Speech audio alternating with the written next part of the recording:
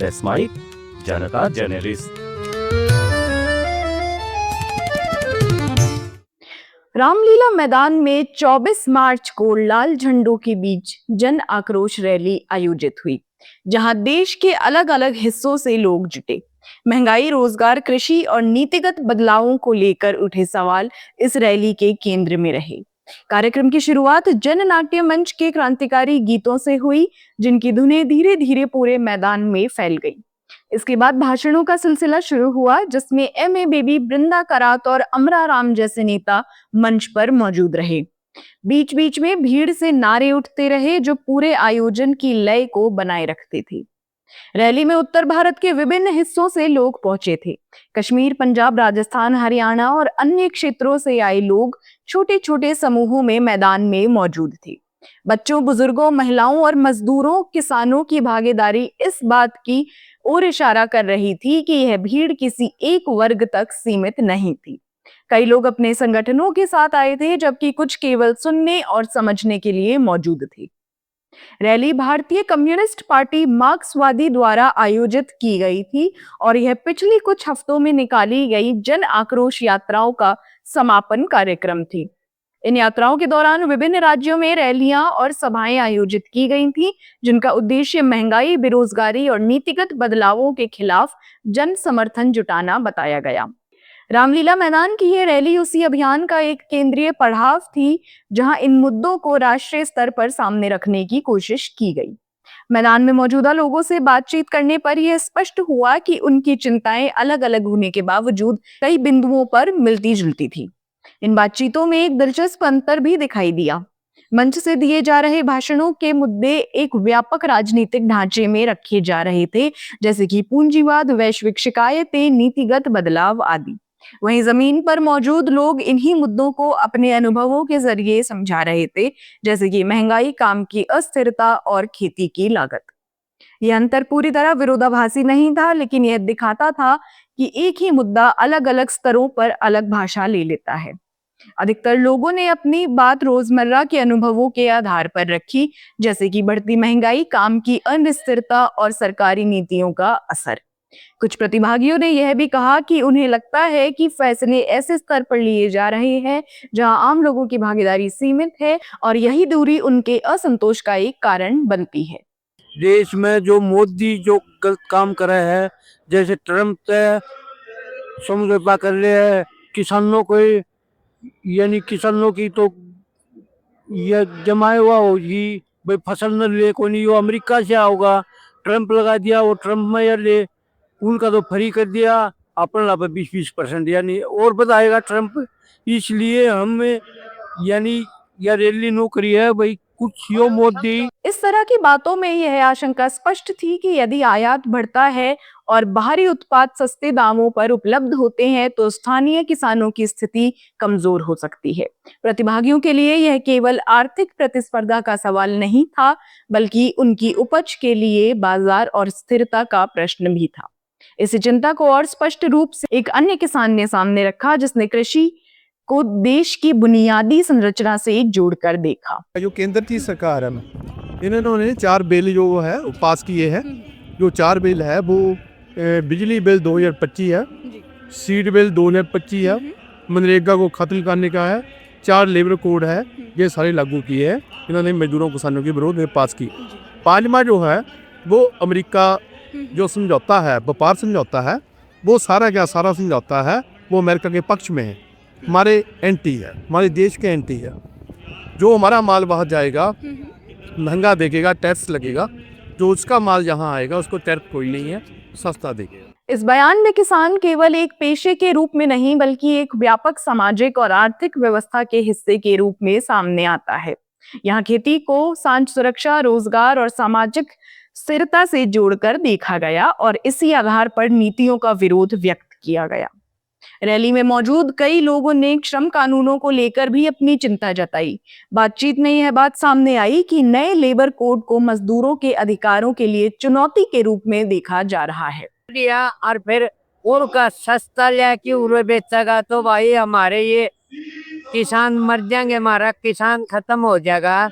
और किसानी ये देश है, किसान खत्म हो जाएंगे तो इस देश में बचेगा क्या? कौन करता है? हमारी रखवाली सीमा पर करता है तो किसान के बच्चे करते हैं।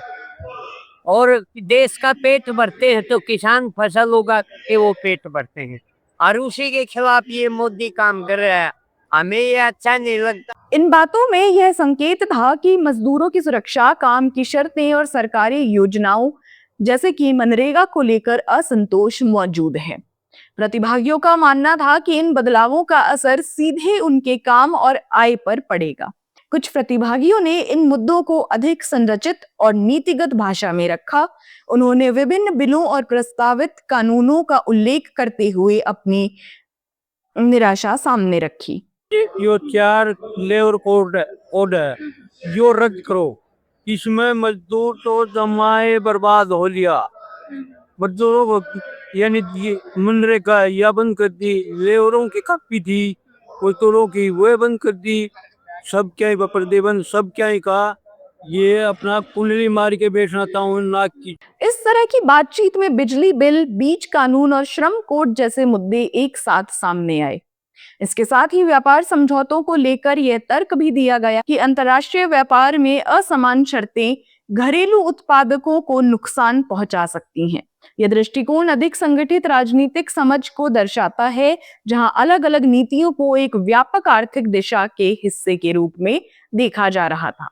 रैली में मौजूद लोगों ने अपनी मांगों को भी स्पष्ट रूप से सामने रखा। यह केवल विरोध तक सीमित नहीं था, बल्कि नीतिगत बदलाव की मांग भी की जा रही थी। देखिए जो मोदी ने अब जंग के बारे में जो स्टैंड लिया है, ये स्टैंड गलत है। जो हमारी आज़ाद पॉलिसी है, पहले से आज़ाद विदेशी पॉलिसी है, आज़ाद है। कोई अच्छा करे उसको हम अच्छा कहेंगे, जो बुरा करे उसको हम बुरा कहें। लेकिन ये जो अमेरिका जो भी करता है गुंडागर्दी, ये उसको समर्थन करता, ये इजराइल का समर्थन करता है। इजराइल में जाकर से कहता है हमारा फादरलैंड है, इंडिया कहता है मदरलैंड है। लोगों ने कैसे वो हमारा बाप बन सकता है जो दुनिया पर अत्याचार कर रहा है, जिसने फलस्तीन के 50,000 बच्चों को मार दिया है, जिसने ईरान पर हमला करके जो वहाँ के लीडर थे ईरान के, वहाँ उनको सभी को तबाह कर दिया। जिस अमेरिका ने मिलकर 150 से ज़्यादा के बच्चे उनको मार दिया, बम गिरा दिया, ये कैसे अच्छे हो सकते? इस तरह की मांगों में प्रमुख रूप से हाल ही में पारित या प्रस्तावित बिलों को वापस लेने और व्यापार समझौतों की समीक्षा करने की बात शामिल थी। यह संकेत देता है कि प्रदर्शन केवल असंतोष व्यक्त करने तक सीमित नहीं था, बल्कि ठोस नीतिगत हस्तक्षेप की अपेक्षा भी रखता था। रैली का एक महत्वपूर्ण पहलू यह भी था कि इसमें अंतर्राष्ट्रीय राजनीति का संदर्भ लगातार मौजूद रहा। मंच से लेकर जमीन तक अमेरिका युद्ध और वैश्विक घटनाओं का जिक्र सुनाई देता रहा। प्रमुख मांगे हमारी ये है, जो 4 बिल पास किए हैं उसके रद्द होना चाहिए। 5वां जो अमेरिका व्यापार समझौता है वो रद्द होना चाहिए। इस तरह की राय में भारत की विदेश नीति और वैश्विक गठबंधनों को लेकर असहमति दिखाई दी। कुछ प्रतिभागियों का मानना था कि अंतर्राष्ट्रीय मुद्दों पर सरकार का रुख देश के हितों के अनुरूप नहीं है। इन विचारों में पश्चिम एशिया की स्थिति, युद्ध और वैश्विक शिकायतों की भूमिका को घरेलू राजनीति और अर्थव्यवस्था से जोड़कर देखा गया। हालांकि यह भी ध्यान देने योग्य था कि रैली में मौजूद सभी लोग इन मुद्दों को एक तरह से नहीं देख रहे थे। कुछ के लिए महंगाई और रोजगार प्राथमिक चिंता थी, जबकि कुछ व्यापक राजनीतिक और वैचारिक सवालों को लेकर आए थे। यह विविधता इस बात की ओर इशारा करती है कि इस तरह के आयोजनों में अलग अलग स्तरों की समझ और प्राथमिकताएं एक साथ मौजूद रहती हैं। रैली में संगठित वाम राजनीति की उपस्थिति स्पष्ट रूप से दिखाई दे रही थी। पिछले कुछ वर्षों में राष्ट्रीय स्तर पर वामपंथी दलों का प्रभाव सीमित हुआ है, लेकिन इस तरह की रैलियां यह संकेत देती हैं कि वह अब भी जन आधारित मुद्दों के माध्यम से अपनी राजनीतिक जगह बनाए रखने की कोशिश कर रहे हैं। ये प्रयास केवल चुनावी राजनीति तक सीमित नहीं है, बल्कि सड़कों और जनसभाओं के जरिए अपनी उपस्थिति दर्ज करने का भी एक तरीका है। इसी के साथ कुछ वर्गों की अनुपस्थिति भी ध्यान देने योग्य रही। शहरी मध्य वर्ग और निजी क्षेत्र से जुड़े पेशेवर इस भीड़ में कम दिखाई दिए। यह अंतर इस बात की ओर संकेत करता है कि आर्थिक मुद्दों की अनुभूति और उनकी राजनीतिक अभिव्यक्ति अलग अलग सामाजिक समूहों में अलग रूप लेती है। अमेरिका द्वारा लगाए गए टैरिफ्स का असर खास तौर पर 3 प्रमुख फसलों कपास, सेब और सोयाबीन पर पड़ने की आशंका जताई गई। कृषि और ट्रेड से जुड़े मुद्दों में किसानों की सबसे बड़ी चिंता टैरिफ्स और मार्केट एक्सेस को लेकर सामने आई। कई प्रतिभागियों ने कहा कि यदि इंपोर्टेड एग्रीकल्चर प्रोडक्ट्स पर टैरिफ कम किए जाते हैं तो कुछ अग्रीमेंट्स के तहत उन्हें आसान प्रवेश मिलता है और फॉरेन प्रोडक्ट्स भारतीय बाजार में सस्ते पड़ सकते हैं। ऐसी स्थिति में लोकल फार्मर्स की प्रोड्यूस जो पहले ही लागत, मौसम और मार्केट की अनसर्टेनिटी से जुड़ी रहती है, कंपटीशन में पीछे रह सकती है। किसानों का तर्क था कि उनके लिए यह केवल प्राइस का सवाल नहीं बल्कि अपनी फसल के बिकने और टिके रहने का भी प्रश्न है। इस संदर्भ में वे टैरिफ्स को एक तरह की प्रोटेक्शन के रूप में देखते हैं जो डोमेस्टिक एग्रीकल्चर को बाहरी दबाव से बचाता है। लेबर लॉज और रेगुलेटरी फ्रेमवर्क को लेकर उठी चिंताओं को भी इसी ब्रॉडर इकोनॉमिक कॉन्टेक्स्ट में देखा गया। केंद्रीय सरकार ने 29 पुराने लेबर लॉज को मिलाकर 4 लेबर कोड्स लागू किए हैं। Wages, industrial relations, social security और ऑक्यूपेशनल सेफ्टी से जुड़े। सरकार का कहना है कि इसमें कंप्लायंस आसान होगा और इन्वेस्टमेंट को बढ़ावा मिलेगा, लेकिन कई ट्रेड यूनियंस का मानना है कि इससे एम्प्लॉयर्स को अधिक फ्लेक्सिबिलिटी मिलती है जबकि वर्कर्स की सिक्योरिटी कमजोर हो सकती है। उदाहरण के लिए ले-ऑफ्स और क्लोजर्स से जुड़े प्रोविजंस में बदलाव, स्ट्राइक्स के लिए प्रायर नोटिस की रिक्वायरमेंट और यूनियन रजिस्ट्रेशन की कंडीशंस को लेकर आपत्तियां जताई गई। इंस्पेक्शन मैकेनिज्म को रिस्क बेस्ड और डिजिटल बनाने को सरकार ट्रांसपेरेंसी की दिशा में कदम बताती है, जबकि आलोचकों का कहना है कि इससे ग्राउंड लेवल मॉनिटरिंग कमजोर हो सकती है। इन मुद्दों को इंटरनेशनल लेबर ऑर्गेनाइजेशन के स्टैंडर्ड्स के संदर्भ में देखा जा रहा है, खासकर कि freedom of association, collective bargaining और सेफ वर्किंग कंडीशंस जैसे अधिकारों को लेकर। किसानों और मजदूरों की चिंताओं में एक समान पैटर्न यह था कि वे पॉलिसी चेंजेस को अलग अलग नहीं बल्कि एक इंटरकनेक्टेड प्रोसेस के रूप में देख रहे थे, जहां ट्रेड्स, टैरिफ्स, लेबर लॉज और एम्प्लॉयर वर्कर रिलेशन सभी एक बड़े इकोनॉमिक फ्रेमवर्क का हिस्सा बनते हैं। यही कारण था कि रैली में उठी आवाजें केवल इमीडिएट इश्यूज तक सीमित नहीं थी बल्कि बदलती इकोनॉमी में अपनी जगह और सिक्योरिटी को लेकर एक ब्रॉडर कंसर्न को भी दर्शा रही थी। रामलीला मैदान में जुड़ी यह भीड़ सिर्फ एक दिन की मौजूदगी नहीं थी बल्कि उन सवालों की झलक थी जो अलग अलग हिस्सों से उठकर यहाँ तक पहुंची है। महंगाई, रोजगार, खेती और नीतियों को लेकर जो बातें यहाँ सामने आई वे आगे भी सार्वजनिक बहस का हिस्सा बने रहेंगी।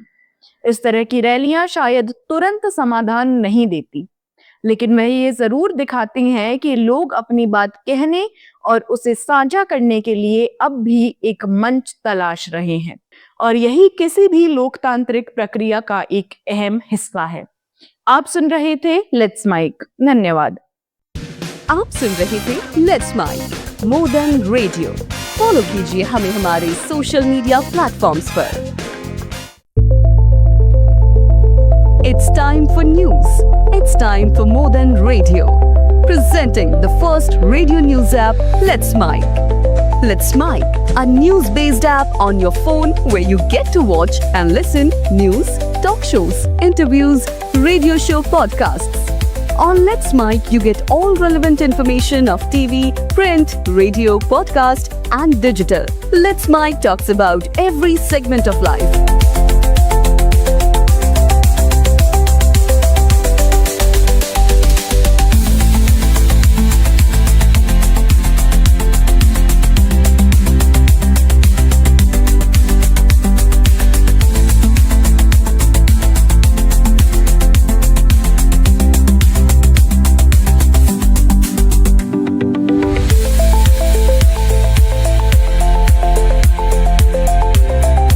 Download the app now from Play Store. Available both on Android and iOS mobile phones.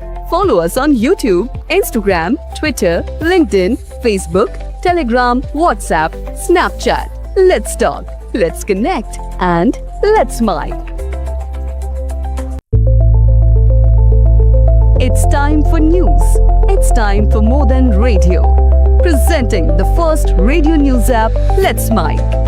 Let's Mic, a news-based app on your phone where you get to watch and listen news, talk shows, interviews, radio show podcasts.